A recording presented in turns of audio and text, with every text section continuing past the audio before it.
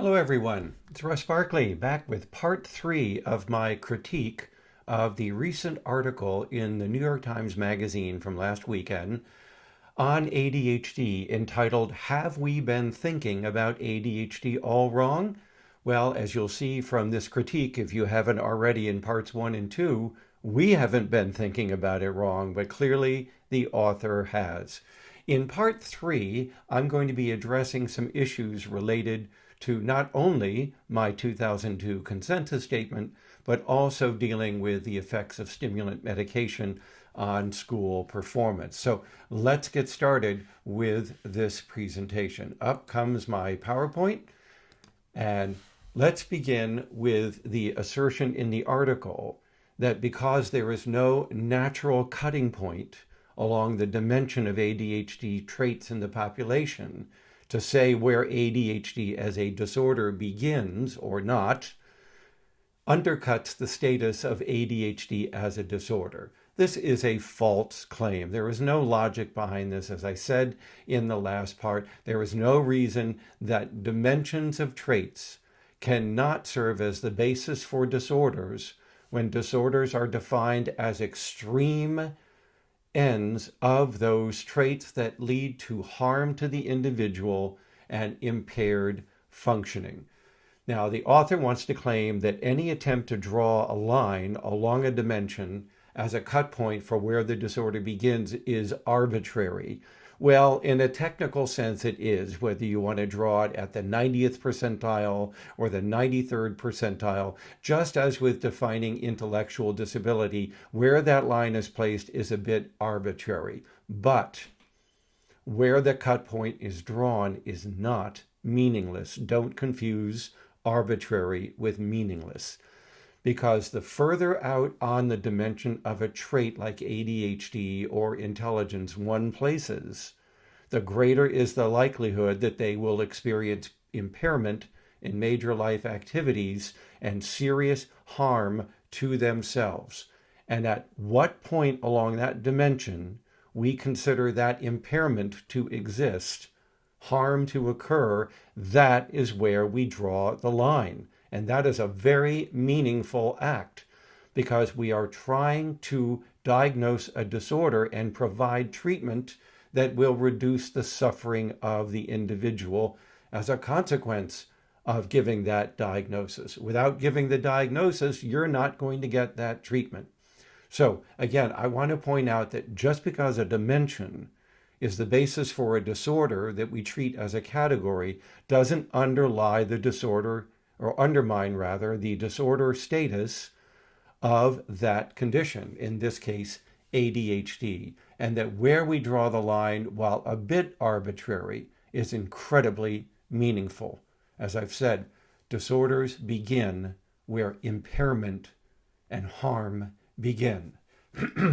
Now, the author of the article wants to take on my 2002 consensus statement, claiming that it was based on a search for biomarkers that could distinguish the disorder from other conditions.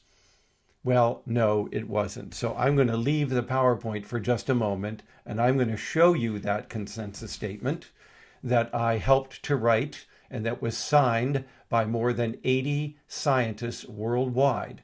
Nowhere in this article is its premise for the consensus statement based on any search for biomarkers. So the claim of the author is false.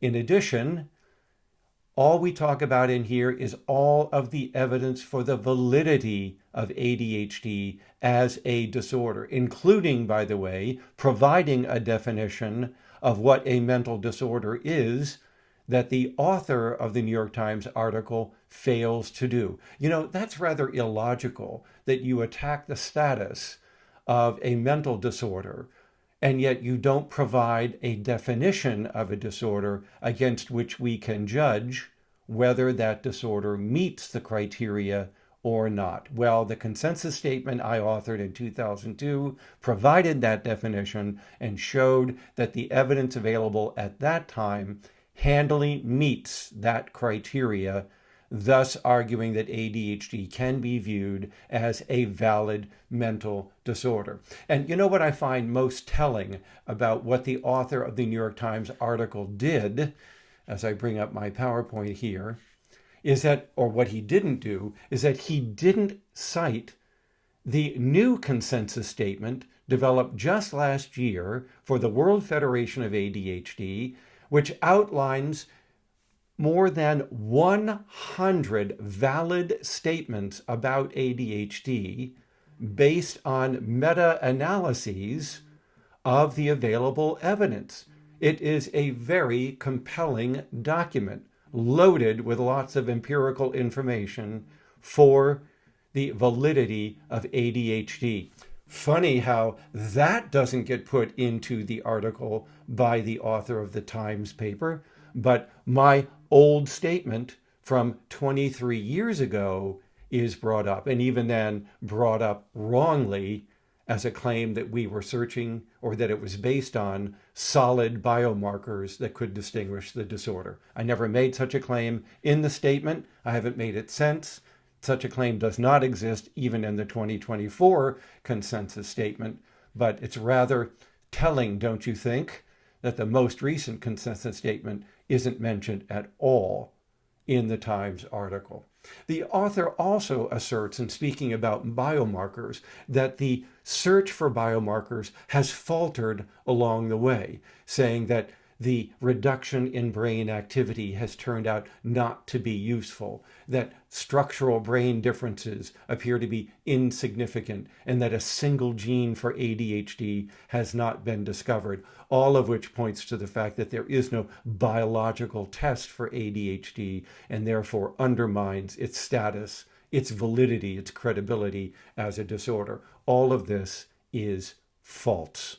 The search for biomarkers continues. And while we haven't found one yet that is definitive or that can be reliably used in clinical practice to accurately detect the disorder, places ADHD in very good company. And that is because there is no test, no biomarker for any mental disorder. That's right, more than 250 mental disorders on axis 1 in the DSM-5 have no biological tests. So this is a red herring, folks. The fact that we can't find a definitive underlying biomarker in no way undercuts the status of ADHD as a valid disorder, because its validity is not founded on finding such a biomarker, but is founded on a definition of mental disorders, as I have discussed on this channel and in that 2002 consensus statement. So we have seen lots of advances in our understanding of brain electrical activity, evoked potentials, structural differences in gray matter, underlying white matter differences in the circuitry of the brain, problems with functional connectivity in the brain, and the identification of more than 70 genes that are related to this particular trait. So the claim that we haven't found a single gene for ADHD is trite. We never expected to find a single gene for this disorder because it's a complex trait. And as Robert Plomin pointed out more than 30 years ago in discussions of the genetics of intelligence, complex traits will be found to be based on multiple genes having small effects on the expression of the phenotype. And where many of those genes are found to be present, that is, many of the disorder genes, then we will find that the individual begins to place further and further out on that dimension and can be found to have a disorder. ADHD is exactly like that. There are many genes and their polymorphisms that have been found to contribute to risk for this disorder, allowing us in many recent papers to calculate polygenic risk scores and to examine their relationship not only to ADHD, but to many of the conditions that are associated with it.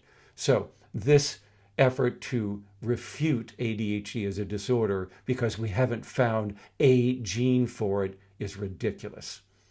It also is claimed in this article, based on a single study by the Enigma Consortium, that because it found only small differences in brain gray matter structure, and that the author even says that she's not sure that those differences are meaningful, that this somehow underlies the biological and neurological basis of ADHD. Not even close.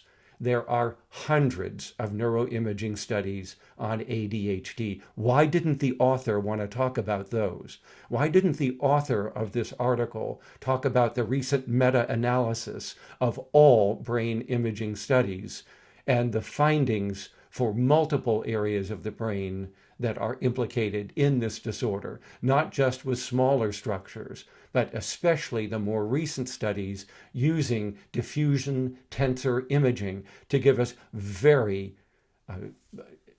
marked views, if you will, very accurate views of the white matter of the brain and its interconnectivity, so that we are seeing even more disruption in the brains associated with ADHD and the brain matter and functioning in the studies of white matter connectivity and of functional connectivity. So this reliance on a single study to undermine claims of a neurological basis for ADHD simply doesn't hold water. There are many studies that support the neurological basis of ADHD. Now, the author says that in nearly 90 years, the treatment of ADHD hasn't moved very far from the observations of William Bradley and his discovery on the effects of amphetamine on improving behavior in teenagers. This is bunk. My God, there have been many advances in the treatment of ADHD during that time. The author wants it to make it seem as if all we are using currently are the same amphetamines that Bradley used. Doesn't talk about the discovery of methylphenidate, doesn't talk about the discovery of new categories of medications such as the non-stimulants, such as the antihypertensives. Notice the author doesn't talk about all of the major advances in the delivery systems of these medications that allow them to stay longer in the body and get into the body by various routes, from pills to pellets to water pumps to patches to prodrugs like Vyvanse lisdexamfetamine, and to the new prodrug, which is Jornay PM, that you take at night and then activates the next morning. There have been astounding advances in the treatment of ADHD, particularly with these various medications. But the author also overlooks the development of all of the psychosocial interventions that we have found for ADHD, such as parent training interventions, the more than 80 recommendations in my book on classroom management to improve educational functioning. And what about the advances that have been made in peer relationship training, such as those by Omori Mikami? None of this gets reported in this article. And then, of course, there are the new developments around coaching of adults with ADHD and its effects on improving ADHD functioning. And not to mention, what about the increasing evidence for the role of exercise in helping people with ADHD, and the fledgling but promising research that mindfulness meditation practices or mindfulness-based practices might help with some aspects of ADHD. I could go on and on with the advances that we have seen in 90 years in the management of ADHD. So this statement that we are back where we were 90 years ago is nonsense.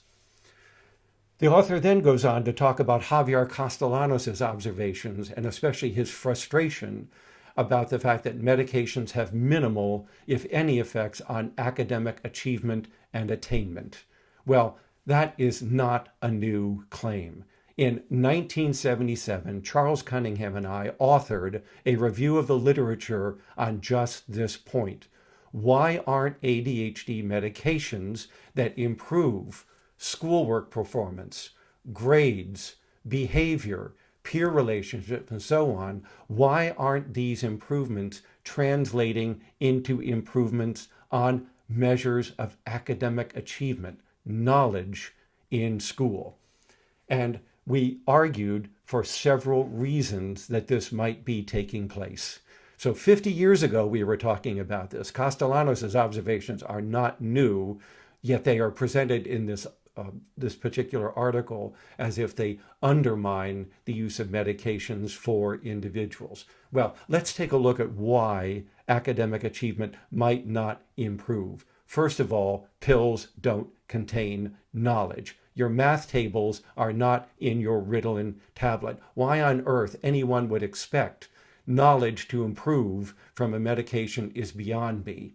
Now, you can go on and say, oh, but the improvements that the medication makes in school performance, why aren't those translating into achievement? Because the studies that have looked at this are very short term, lasting only a few weeks to a month or two. It is very hard to pick up changes in knowledge in school from just a few weeks or a few months on medication. I will point out that the few studies that have gone on that have lasted 1 to 2 years have in fact found changes and improvements in academic achievement. But the author doesn't want to talk about that, even though those are in the literature.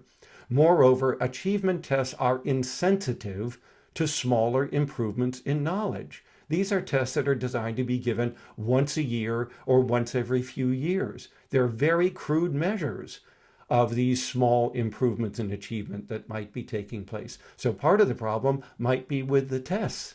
And let's not forget that these tests are heavily confounded with IQ, with intelligence, and we don't have a drug that improves your IQ. So it's not surprising that they might not be improving academic achievement.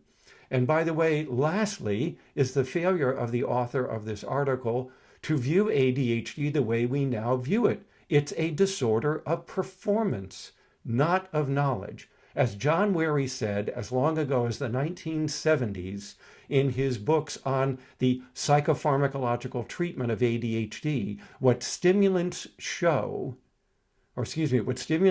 is to help the individual show what they know.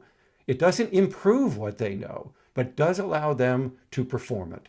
And that's what the drugs are doing, which is why they do improve schoolwork, they do improve class behavior, they do improve grades, even if we don't see changes in academic achievement as measured annually on the test. So what? That was never the basis for or the standard of using medication with ADHD children during its history. It was to control the symptoms of the disorder and to allow more effective functioning in various domains of major life activities, including but not limited to the school environment. And by the way, even if the drugs don't improve achievement, which it appears they do over the long run, they do improve work completed, which results in better grades. They do improve behavior in school. They do improve peer relationships in school. They do result in reduced punishment of the individual in school, among other things that these medications do in that environment. And by the way, aren't those good things in their own right? Must they translate to improved achievement to be a worthwhile basis for giving medication? To say otherwise is absurd. And by the way, why didn't the author cite the abundance of evidence in the literature for all of the positive effects of medications and all of the reductions in harm that come from those medications in all of the other domains of people's lives, of work, of college, of getting along with others, the reduction in driving accidents, the reduction in accidental injuries, the reduction in early death from those injuries, the reduction in suicides, the reduction in risky sex and in teen pregnancy, the improvements in parenting in adults with ADHD who take these medications. I can go on and on to list the kinds of improvements these medications show in various domains of major life activities that are important. So school isn't the only domain we need to take into consideration here. Yet that's all this author talks about. Pretty telling, huh? That you would ignore all of the other positive evidence for these medications. Oh, and let me hasten to point out that the author doesn't even mention the the 33 studies out there that I've talked about on this channel that result in neuro-protection, which is simply a fancy term for if you stay on stimulant medication for several years, we see improved growth in ADHD-related brain structures from the use of that medication. This is not a one-off finding. It has been found repeatedly, including in several large recent studies that I talked about on this channel. So why isn't the author talking about neuroprotection? Because it doesn't suit their intentions, which is to smear ADHD as a disorder and the use of medications for its management. Very telling indeed, don't you think? So, as you can see here, this paper not only is filled with many inaccuracies, it is also, as I said before, an example of journalism by omission, of cherry picking only the select findings in the literature and the select quotes of the few experts that were interviewed here that suit the author's purpose. So, with that said, I'll be back with part 4 in a couple of days, talking about yet other things that are wrong with this paper. And they are countless. So I'll see you in a couple of days with a new installment. Thanks for joining me on the channel. I appreciate those of you who have subscribed, and to those of you who haven't, you might want to think about it. I certainly appreciate it. If you find this information useful, please recommend the channel to others. And as always, live well, be well, take care. Bye for now.